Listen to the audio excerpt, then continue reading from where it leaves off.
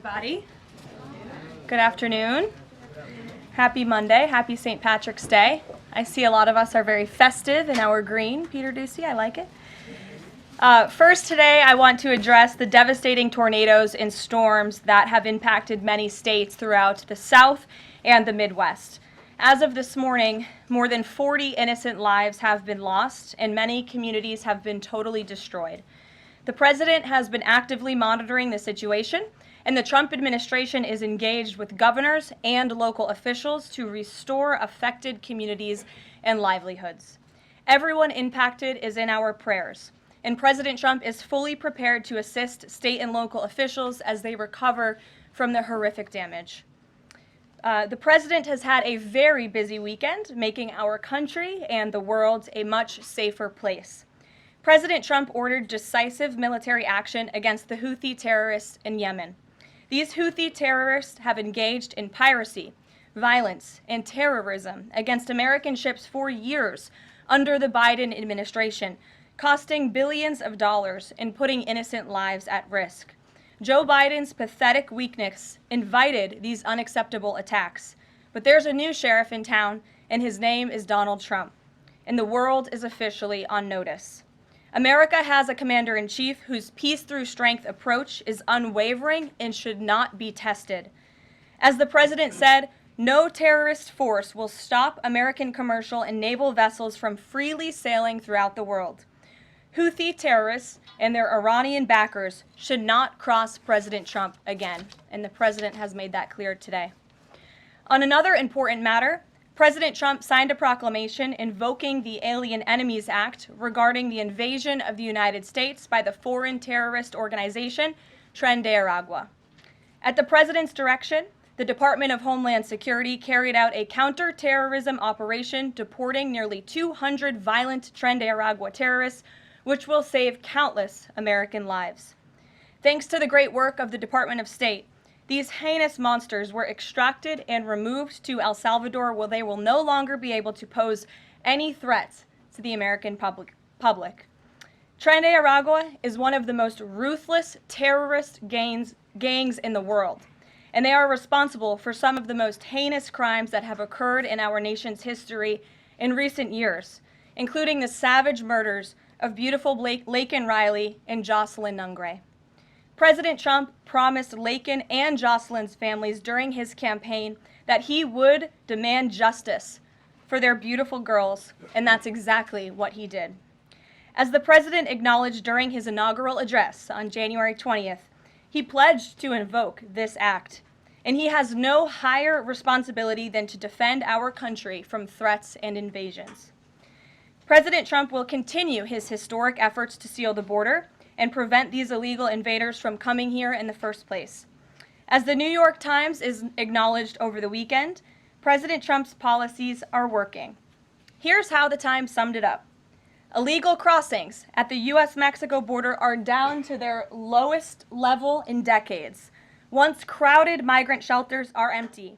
Instead of heading north, people stranded in Mexico are starting to return home in bigger numbers.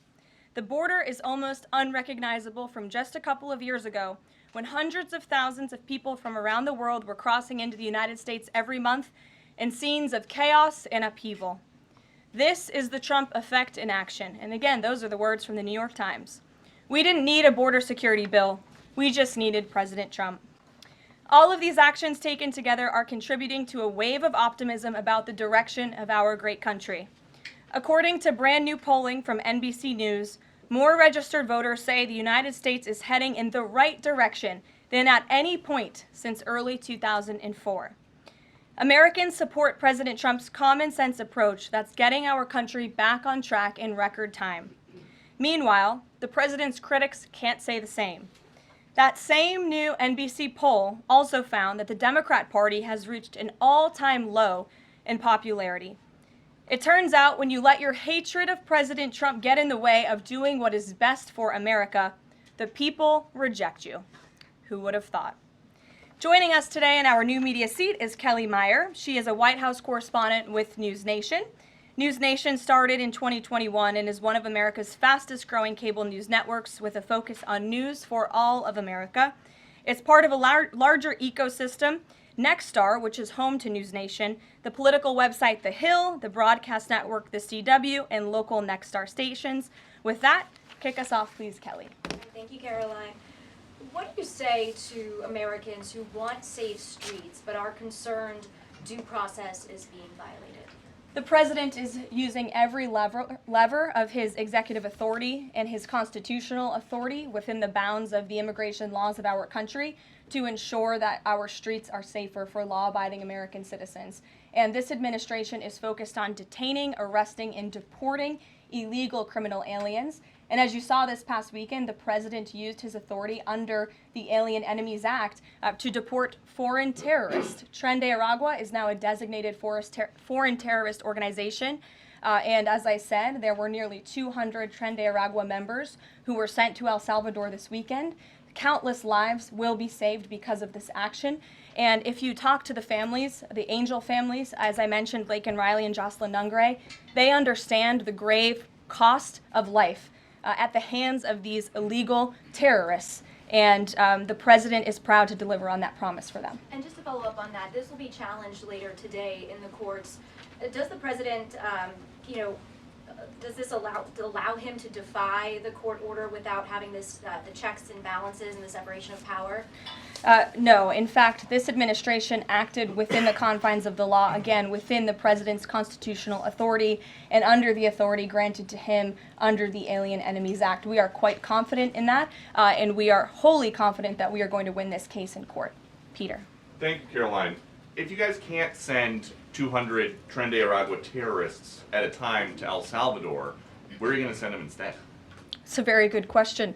You'd have to ask the courts and the people on the left who are trying to fight this administration for doing the business that this president sought out to do, which is to deport these foreign terrorists. And we're very grateful to President Bukele and to El Salvador for accepting these heinous monsters where they will face justice. And if these guys are terrorists at war with the United States, is President Trump considering anything more lethal to address them than just sticking them on a plane somewhere else? Well, it sounded like you had a little bit of curiosity in the premise of your question, so I want to address it. These are designated foreign terrorists. The president signed a proclamation on February 20th, 2025, designating TDA as a foreign terrorist organization that was in consultation with the Attorney General and the Secretary of Treasury. That was pursuant to 8 U.S. Code 1189. The president has the right to do that. And I think nobody would argue that Tren de Aragua should be designated a foreign terrorist organization. If you want to have that argument, I'm happy to do it. These are heinous monsters, rapists, murderers, kidnappers, sexual assaulters, predators who have no right to be in this country, and they must be held accountable. And something different. There is now a member of the European Parliament from France who does not think the U.S. represents the values of the Statue of Liberty anymore. They want the Statue of Liberty back. So is President Trump going to send the Statue of Liberty back to France? Absolutely not. And my advice to that unnamed low-level French politician would be to remind them that it's only because of the United States of America that the French are not speaking German right now. So they should be very grateful to our great country. Kelly. Is the administration prepared to give the court what it wants in terms of the time of the flights that departed, that went to El Salvador, and some of those details that the judge is asking for in trying to determine the timing? Clearly, the 5 named individuals were not deported. That's right. In compliance. But looking more broadly, wanting to know about the timing of flights and so forth, because the verbal order did say turn around the flights if there's an issue. So is the administration prepared to provide that information? I'm prepared to provide it right now. All of the planes that were subject to the written order, the judge's written order, took off before the order was entered in the courtroom on Saturday. And the administration will, of course, be happily answering all of those questions that the judge poses in court later today. And for people who have due process questions about making certain that there wasn't anyone who was swept up who did not meet the criteria that you laid out, is there a way for the administration to provide more detail about how that was determined, who the individuals were that met this deportation order. Yes, I can assure the American people that Customs and Border Patrol and ICE and the Department of Homeland Security are sure about the identities of the individuals who were on these planes and the threat that they pose to our homeland. They take this incredibly seriously. They are putting their lives on the line to deport these designated terrorists from our country, and they should be trusted to do that. And that's exactly what the American people elected this president to do. Thanks, Caroline. Just to follow up on that then, so you're saying definitively that the administration can prove everyone that was put on those flights to El Salvador was either a member of Tren de Agua, MS-13, or some other entity? We've already provided the breakdown in the effort of transparency about the 261 illegal aliens who were deported. 137 of those were deported under the Alien Enemies Act. 101 of those were Venezuelans removed via Title VIII, which, as you know, are just regular immigration proceedings. And 23 of them were MS-13 Salvadorian gang members. There were also 2 MS-13 ringleaders as part of that group of 23 who President Bukele particularly expressed his gratitude for their return so he can demand justice in his home country. Jennifer. What criteria, though, other than, say, tattoos or maybe being in the wrong place at the wrong time, are they using to determine that someone is actually a member of one of these organizations? Intelligence and the men and women on the ground in the interior of our country who are finally being allowed to do their jobs. Their hands were tied under the previous administration, and as I said, they take their jobs very seriously. They should be trusted and respected by the American public with this operation, and of course, as I said to Kelly, the administration will provide all details to the questions that the court poses. Jennifer. One more follow-up on that. Can you say how much the U.S. is paying El Salvador to imprison these Venezuelans? And then a different question on Russia. I was wondering if you could give us an update on the ceasefire negotiations, and is there anything you can share on the list that Putin passed along to President Trump for the things he's requesting? Sure. To your first question, it was approximately $6 million to El Salvador for the detention of these foreign terrorists. And I would point out that is pennies on the dollar in comparison to the cost of life and the cost it would impose on the American taxpayer to house these terrorists in maximum security prisons here in the United States of America. And I would echo the message of our Secretary of State, Marco Rubio, who expressed his gratitude to President Bukele and El Salvador's government for their cooperation in this deal. As for Russia, as you know, the president announced last night on Air Force One on his return from his very busy weekend in Florida that he will be speaking to President Putin tomorrow. I won't get ahead of those negotiations, but I can say we are on the 10th yard line of peace, and we've never been closer to a peace deal than we are in this moment. And the president, as you know, is determined to get one done. Sure, Caitlin. I have 2 questions for you. One on the flights, but first on the president's post overnight, saying that the pardons that were issued by President Biden preemptively to members of the January 6th committee, that they're now null and void. Have attorneys here at the White House told President Trump that he has the legal authority to undo a pardon simply because it was signed by auto pen, as he said?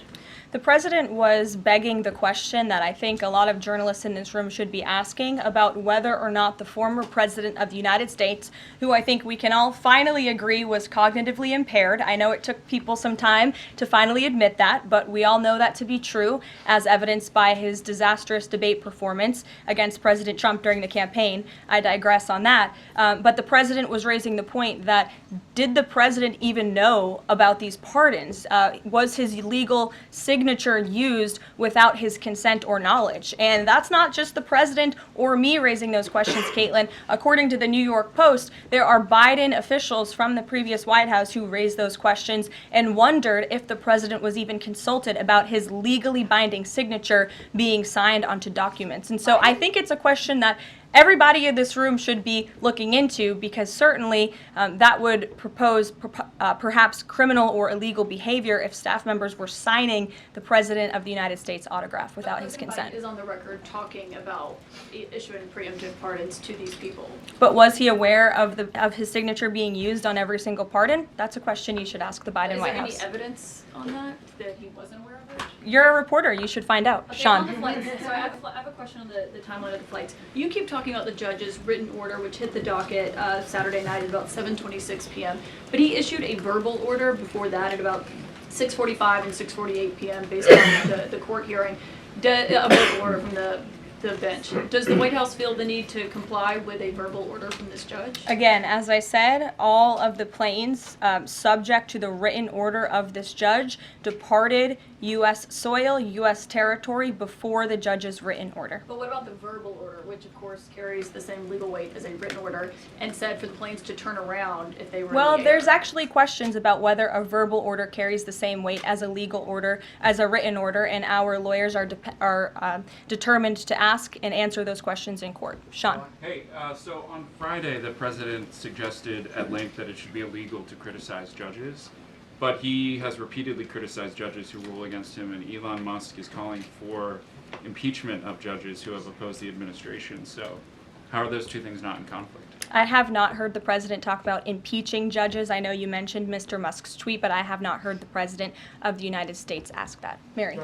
Hey, thanks, Caroline. I wanted to ask about this video I saw this morning set to the tune of, I believe, Closing Time about deportations of illegal migrants. What's the strategy behind the White House's videos they've been putting out on this, and can you kind of talk us through the thinking on these videos? Sure.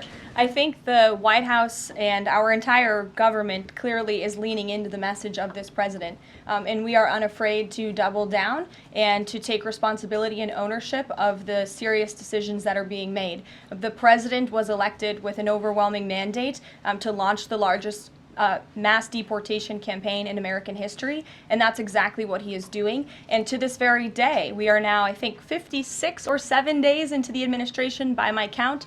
The president still receives an overwhelming public support for the policies that he is enacting. So we are unafraid to message effectively what the president is doing on a daily basis to make our community safer. And the specific video you referenced, I think it sums up our immigration policy pretty well. You don't have to go home, but you can't stay here.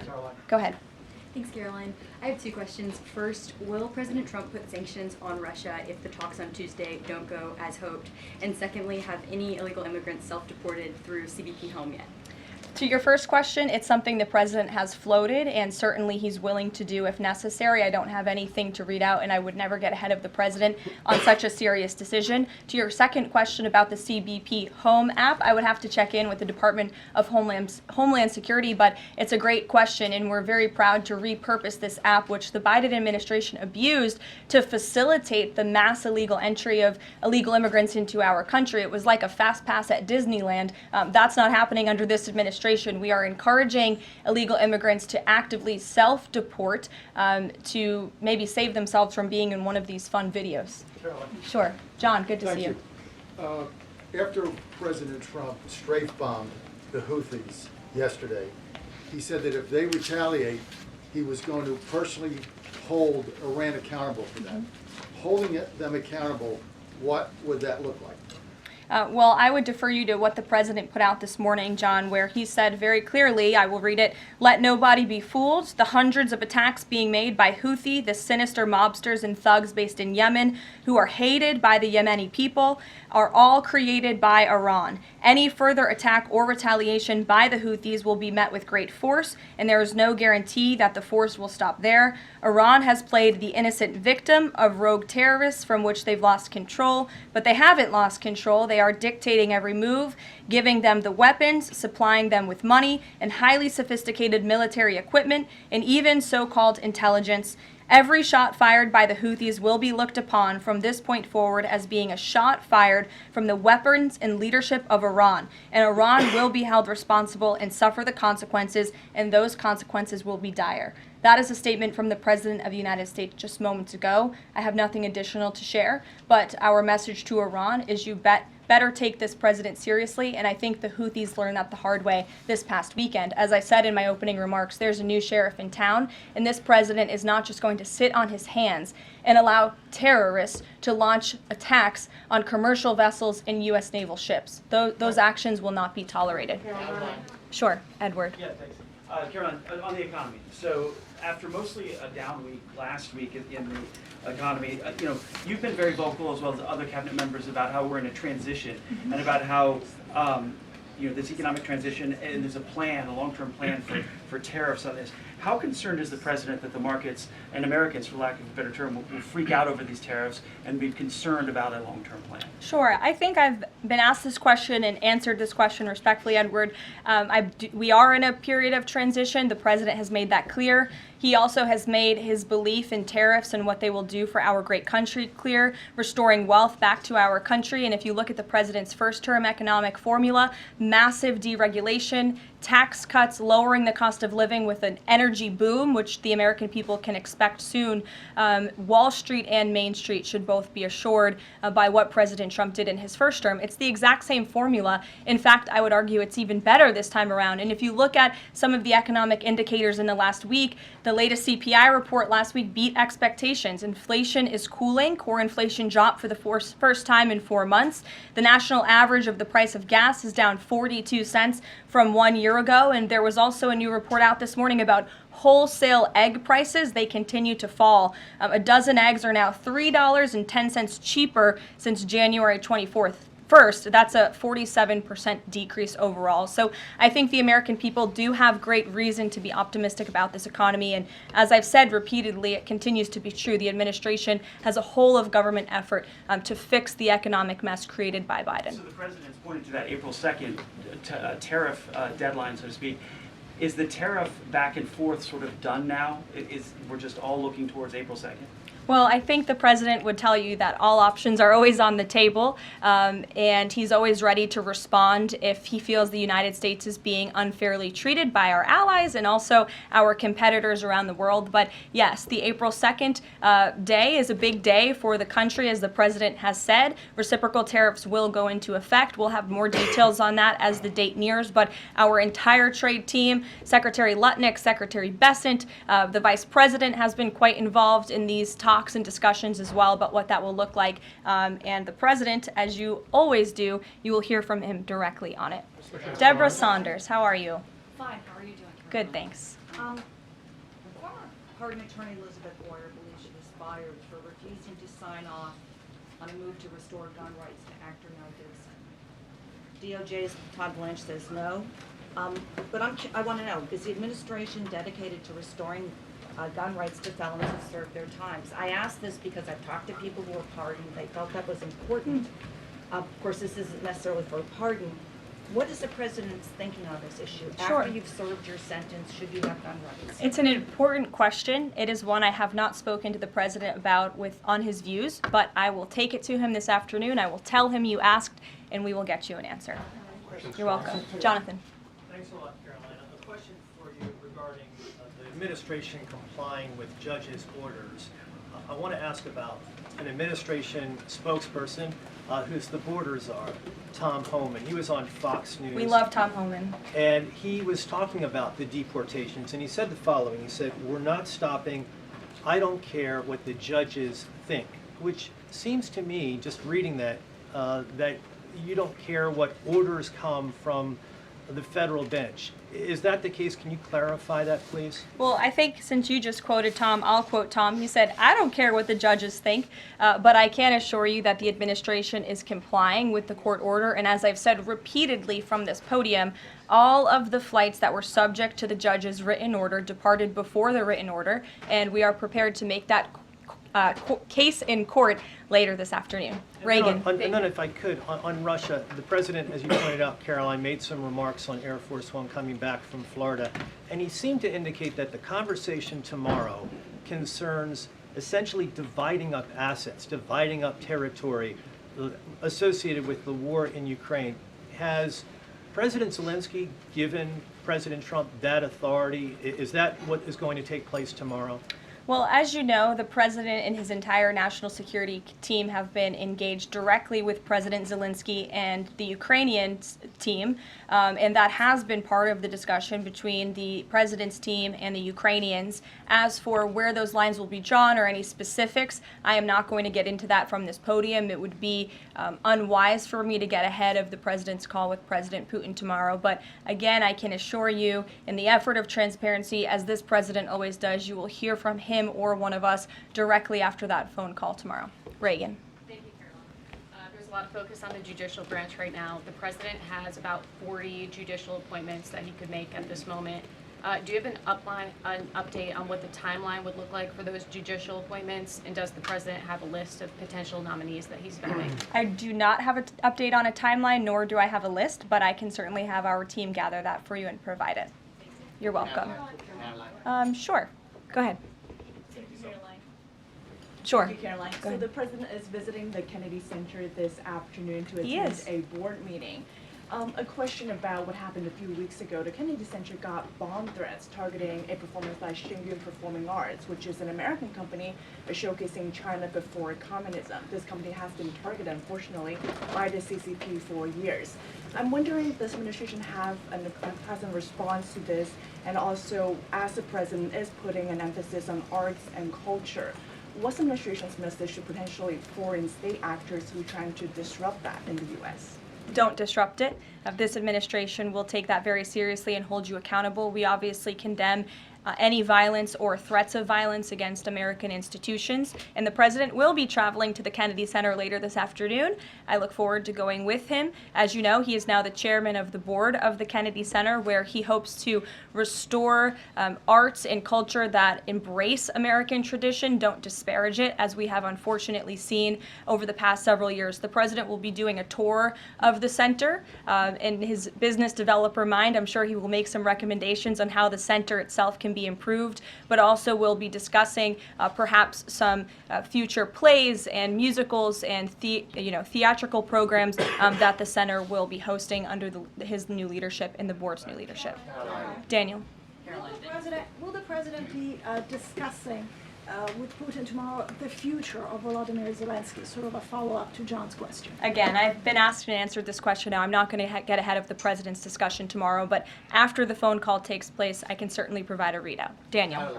Caroline, thank you so much. You mentioned earlier in the briefing that you guys are at the 10-yard line of peace. Given the amount of progress that you've made in such a short amount of time, is that an indictment of the previous administration's foreign policy stance, and is it just more proof that you need to talk to people to sort of get things done? I think so. I think the previous administration is the reason this war began. As President Trump often says, this war would have never started if he were still in office. It only started because of the incompetence and the weakness of the previous administration. And President Trump is very proud of the progress that he and his team have made in such a short amount of time.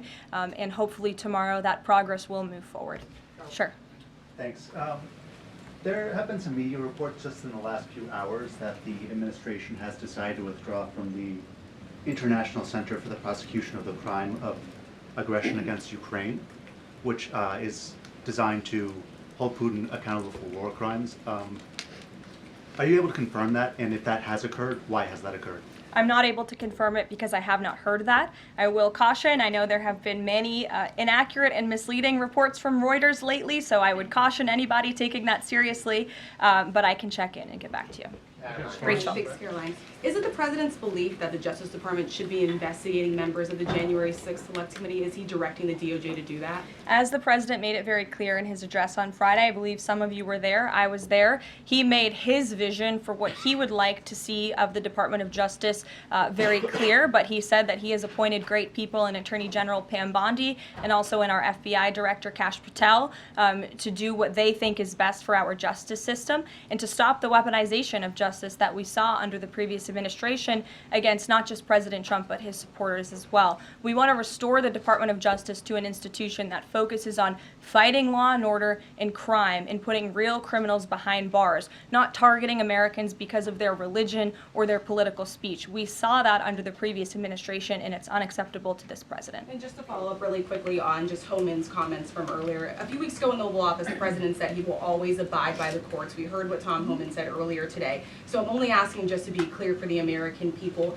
It is the administration's belief that that you feel like you are bound to comply by the judge's orders? We are complying with the judge's orders. Question on the storm. Sure. What role does the president see for FEMA with these storms? He's talking about getting rid of FEMA, states handling their own disasters. Does he plan to change how the federal government responds to these storms? There hasn't been a change yet. That doesn't mean there couldn't be in the future. But as of right now, the president, the entire administration are actively monitoring the storms, as I said. In fact, before I came down here, there was an email note in my inbox from the Department of Homeland Security on what they are actually doing state by state across the board. So rest assured, Secretary Noem and her team is on it, and I would defer you to the Department of Homeland Security for any further details. One more question. The president referenced power plants with a conversation with Vladimir Putin. What is he referring to with power plants? What is that? There's a power plant that is on the border of Russia and Ukraine that was up for discussion with the Ukrainians, and he will address it in his call with Putin tomorrow. The nuclear plant. Correct. Okay. Yes. Caroline? Do you have a question? Yes. Okay. I wanted to ask you if you would be releasing more granular data about the people who were sent to El Salvador this week.